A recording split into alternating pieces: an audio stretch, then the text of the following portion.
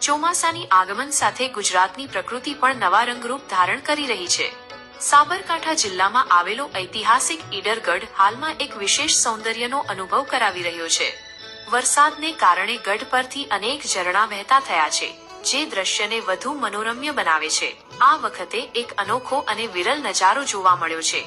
ગઢની તળેટીમાં બે ઝરણા એક સાથે વહી રહ્યા છે અને આશ્ચર્યજનક રીતે તેમના રંગ અલગ અલગ છે.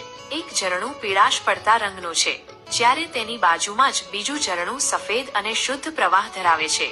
આ અદ્ભુત પળોને ગુજરાતના જાણીતા પ્રકૃતિ પ્રેમી હિરેન પંચાલએ પોતાના કેમેરામાં ખૂબ જ સુંદર રીતે કેદ કરી છે. ઈડરિયો ગઢ ગુજરાતભરમાં તેની આગવી ઓળખ ધરાવે છે અને હાલના આ મનમોહક દ્રશ્યો પ્રકૃતિ પ્રેમીઓ અને સહેલાણીઓ માટે આકર્ષણનું કેન્દ્ર બન્યા છે.